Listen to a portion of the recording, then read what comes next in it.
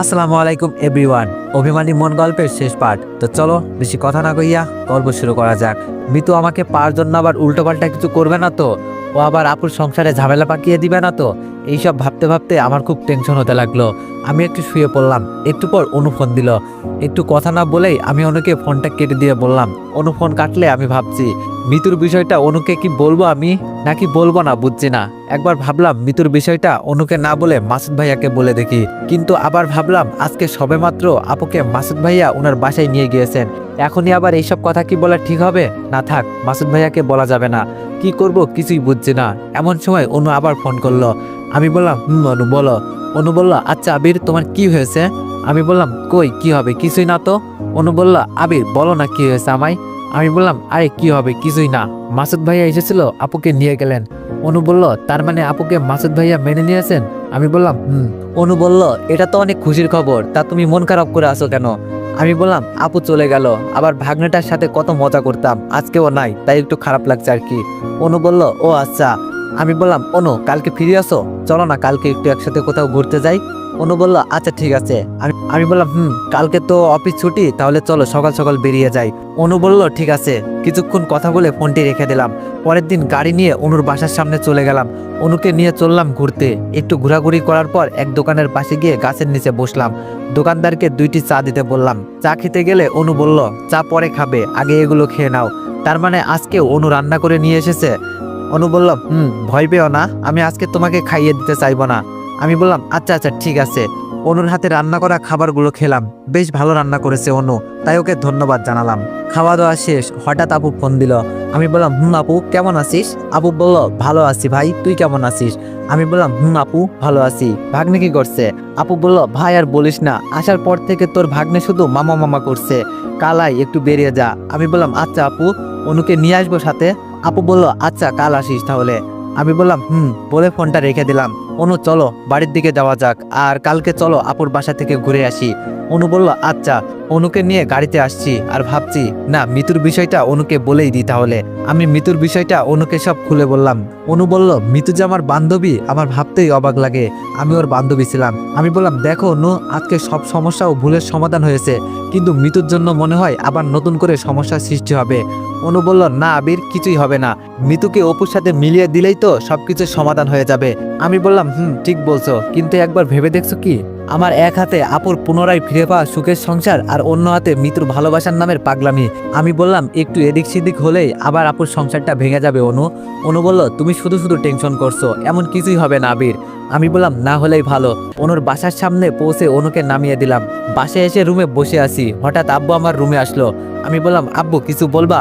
আব্বু বলল, না মানে তোর আপু তো চলে গেল, এবার তুই বাসায় একজনকে নিয়ে আয়, বাসাটা খালি খালি লাগছে বড্ড। আমি বললাম, আব্বু কাকে আনবো বুঝলাম না। আব্বু বলল, তোর মা বলছিল তুই বিয়ে কর, আর তুই নাকি অনুকে পছন্দ করিস, আমরা কি ওর পরিবারের সাথে কথা বলবো? আব্বুর কথা শুনে আমি কিছুটা লজ্জা পেয়ে গিয়ে মাথা নাড়িয়ে হ্যাঁ সূচক উত্তর দিলাম। আব্বু বলল, তাহলে বাবা আমরা কালকেই যাই অনুর বাসায়, বিয়ের প্রস্তাব নিয়ে কি বলিস? আমি বললাম, আব্বু কালকে নয়, তোমরা বরং 1 সপ্তাহ পরে যেও। আব্বু বলল, আচ্ছা তুই যা বলবি তাই হবে। পরের দিন অফিসে গেলাম। যাওয়ার সময় অনুকে ফোন করে বললাম, দুপুর টাইমে আমি অফিস থেকে ডিরেক্ট তোমার বাসার সামনে যাব, ওখান হতে আমরা আপুর বাসায় রওনা দিব, তাই তুমি দুপুরের দিকে রেডি থেকো। অনু বলল, আচ্ছা ঠিক আছে। দুপুরের দিকে অফিস হতে রওনা দিলাম। এক চায়ের দোকানের সামনে গিয়ে গাড়ি থামিয়ে চা খাচ্ছি, এমন সময় অপু কোথা থেকে এসে যেন হাজির। আমি বললাম, অপু কেমন আছো? অপু বলল, আছি কোনো রকম, তুমি? আমি বললাম, ভালো আছি অপু। তা আজকাল একাই থাকো নাকি, তোমার বন্ধুরা সব কোথায়? অপু বলল, বাদ দাও ওদের কথা, সবাই বিয়ে করে সংসারমুখী হয়ে গিয়েছে, আমি কপাল পোড়া সবসময় এখন একাই থাকি। আমি বললাম, মামা আর 1 কাপ চা দেন তো। চলো অপু ভিতরে গিয়ে বসি, বলে অপুর সাথে দোকানের ভিতরে গিয়ে বসলাম। আচ্ছা অপু, মনে কিছু না করলে একটা কথা জিজ্ঞেস করি তোমাকে? অপু বলল, আরে কি মনে করব, তুমি কি বলতে চাও বলো। আমি বললাম, আচ্ছা তুমি কি মিতুকে সত্যি ভালোবাসো অপু? অপু বলল, আসলে একসময় আমি মিতুর দেহ ও সয় সম্পত্তিকে ভালোবাসতাম, কিন্তু যেদিন ওকে আমি বিয়ে করেছিলাম ওই দিন সত্যি আমি ওকে নিজের বউ করে নিতে চেয়েছিলাম লোভ লালসা ছেড়ে নতুন করে জীবনটা শুরু করতে, কিন্তু বাসার রাতে কি থেকে কি হয়ে গেল ওইসব কিছুই বুঝলাম না। অপুর চোখে 2 ফোঁটা জল দেখে বুঝলাম আগের অপু আর এখনকার অপু এক নয়, ও অনেক পরিবর্তন হয়ে গিয়েছে। আমি বললাম, তার মানে অপু তুমি মিতুকে এখন মিস করো আর ভালোবাসো, তাই তো? অপু মাথা নাড়িয়ে বলল, কিন্তু তাতে আর কি লাভ, মিতুকে আমি হারিয়ে ফেলেছি। অনেকবার ওর সাথে যোগাযোগ করতে চেয়েছি কিন্তু মিতু করেনি, ও শুধু আমাকে এখন ঘৃণা করে। আমি বললাম দেখো অপু, মনে বিশ্বাস রাখো, তুমি যদি মিতুকে সত্যি এখন ভালোবাসো তাহলে তুমি মিতুকে অবশ্যই ফিরে পাবে। অপু বলল কিন্তু কিভাবে পাবো আবির? আমি বললাম সেটা সময়ই বলে দিবে।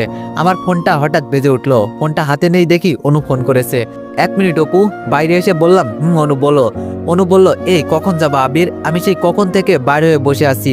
আমি বললাম আচ্ছা আমি আসছি, একটু অপেক্ষা করো। ফোন কেটে দিয়ে দোকানের ভিতরে গেলাম।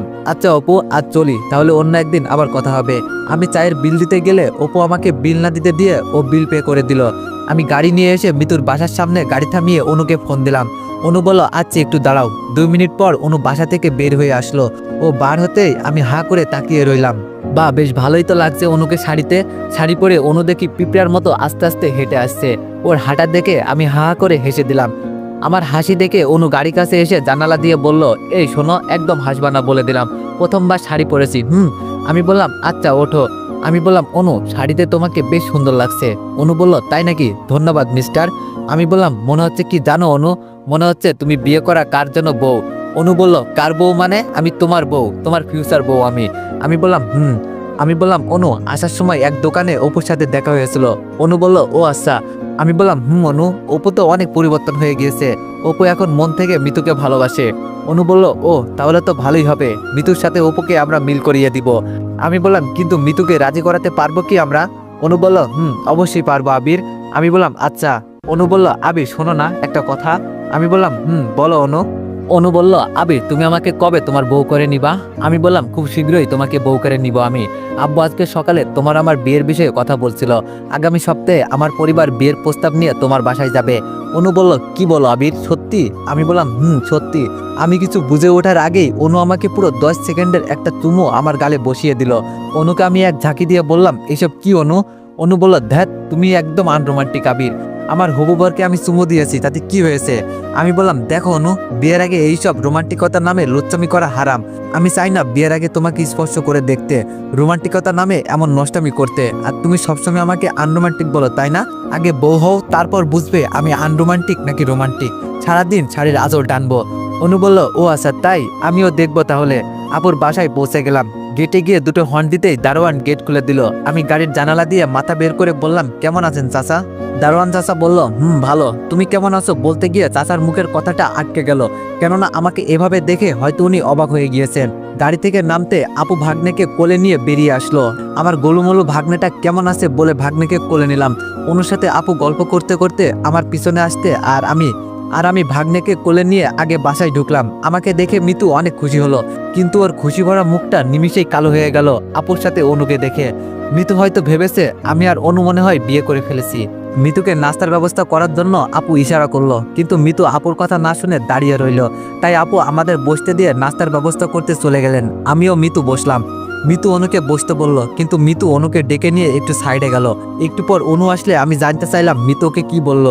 অনু একটু মুচকে হাসি দিয়ে বলল মিতু ভেবেছে তোমার সাথে আমার বিয়ে হয়ে গিয়েছে, তাই আমাকে ডেকে বলল যে আমরা কবে বিয়ে করেছি। ও তা তুমি কি বললে অনু? অনু বলল আমি বলেছি বিয়ে করিনি, তবে খুব শীঘ্রই আমরা বিয়ে করব।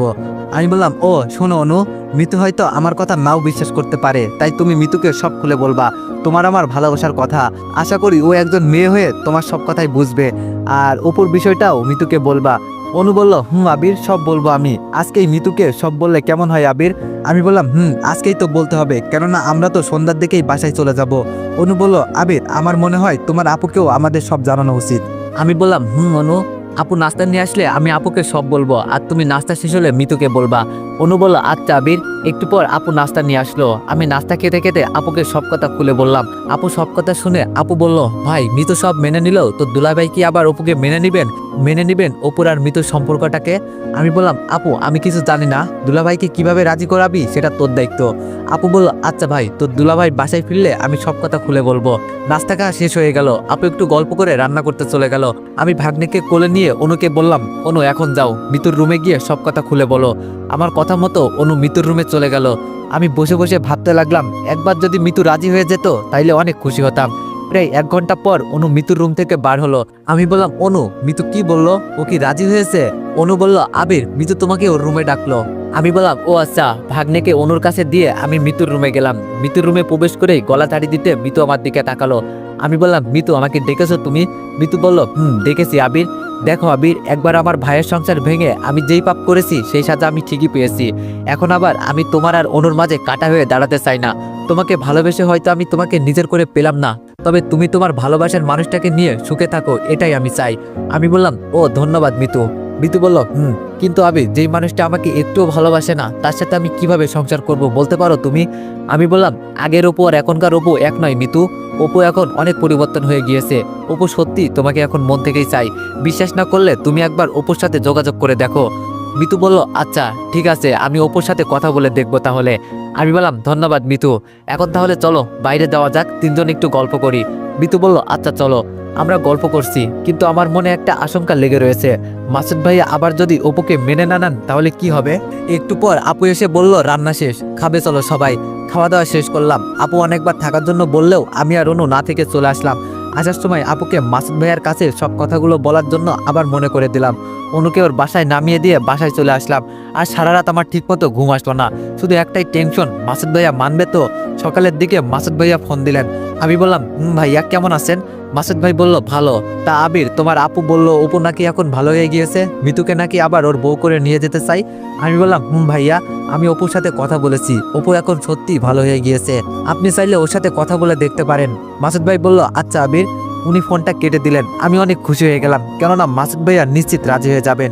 2 দিন পর আপু ফোন করে জানালো সব ঠিক হয়ে গিয়েছে ভাই, অপুর পরিবার আজকেই মিতুকে নিতে আসছে।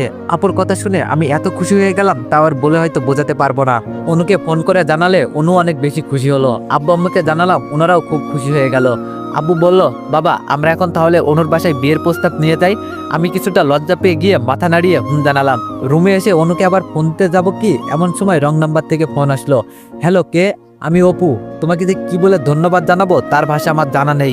তোমার জন্য আবার আমি মিতুকে ফিরে পেলাম। আজকে আসো, আমার বাবা মা যাচ্ছে মিতুকে নিতে আসতে। আমি বললাম ও ভালো অপু, আমি যেতে পারছি না। আর ধন্যবাদ দিয়ে ছোট করো না। অপু বলল আচ্ছা আবির। অপুর সাথে কথা বলা হয়ে গেলে আবার আমি অনুকে ফোন দিলাম। আমি বললাম অনু, বিয়ের প্রস্তাব নিয়ে কালকে আব্বু আম্মু তোমাদের বাসায় যাবেন। অনু বলল কি বলছো সত্যি আবির? আমি বললাম অনু। অনু, আর তোমার আব্বুর ফোন নাম্বারটা দাও, ওনাকে ফোন করে জানিয়ে দিই আমি। অনু বলল আবির ফোন করতে হবে না, আমি আব্বুকে তোমার বিষয়ে সব বলে দিয়েছি, উনি রাজি। আমি বললাম কি বলো তুমি এইসব? অনু বলল সত্যি। আর শোনো, আব্বু বাসায় ফিরলে ওনাকে বলবো যে তোমরা কালকে আমাকে দেখতে আসবা। আমি একটু হেসে বললাম এই অনু, তুমি কি মেয়ে হয়ে তোমার আব্বুকে এইসব কথা বলবা? অনু বলল ওই হাসছো কেন তুমি? আব্বু আমার বেস্ট ফ্রেন্ড, তাই ওনার কাছে আমি কোনো কিছুই লুকাই না, বুঝছো? আমি বললাম ও বুঝছি, ভালো তো। আমি বললাম ও আচ্ছা ভালো তো। অনু বলল আফসোস, এই আনরোমান্টিকটাই আমার বর হবে।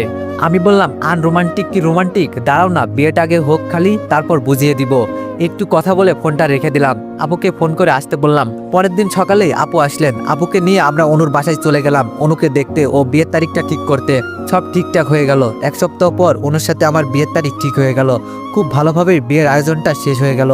বাসর রাতে ঢুকে দেখি অনু লাল বিনারসি পরে মুখে ঘোমটা দিয়ে বসে আছে। আমি গিয়ে অনুর ঘোমটাটা সরালাম। মহারানী এত লজ্জা কিসের? হ্যাঁ, এতদিন ভালোই তো আমাকে আনরোমান্টিক আনরোমান্টিক বলে চিল্লাইতা। চলো আজ বুঝিয়ে দিই আমি আনরোমান্টিক নাকি রোমান্টিক। অনু বলল আচ্ছা আমিও দেখবো তোমার বাহাদুরি। অনু ও আমি নতুন জীবনে পা রাখলাম। পরের দিন সকালে ঘুম থেকে উঠে দেখি অনু আয়নার সামনে চুল বাঁধছে। অনুকে এলোমেলো চুলে দেখে আমি গিয়ে পেছন থেকে ওকে জড়িয়ে ধরলাম। অনু বলল এই কি করছো তুমি, ছাড়ো। আমি বললাম কেন ছাড়বো বলে অনুকে কোলে তুলে নিয়ে ওকে একটা চুমু দিয়ে বেডে শুইয়ে দিলাম। অনু বলল ওই এখনই আবার? আমি বললাম মহারানী, আমি আনরোমান্টিক তাই না? রাতে তো বুঝিয়েছি, এখন আবার একটু বুঝাই দিই কেমন? অনু বলল আচ্ছা বাবু। আমি বললাম কি আজ আবারও বাবু বলে ডাকলে? অনুকে হাত তুলে চড় মারতে যাব কি ওর মুখটা ভয়ে লুকিয়ে নিল। আমি আর চড় না মেরে ওর কপালে একটা চুমু এঁকে দিলাম। যারা যারা গল্পটি প্রথম থেকে শুনে আসছেন তাদেরকে জানাচ্ছি আন্তরিক শুভেচ্ছা, আর গল্পটিতে হয়ে যাওয়া ভুল ত্রুটির জন্য জানাচ্ছি সরি। তো আবারও নেক্সট কোনো গল্পে দেখা হচ্ছে। সবাই ভালো থাকবেন, সুস্থ থাকবেন, ধন্যবাদ।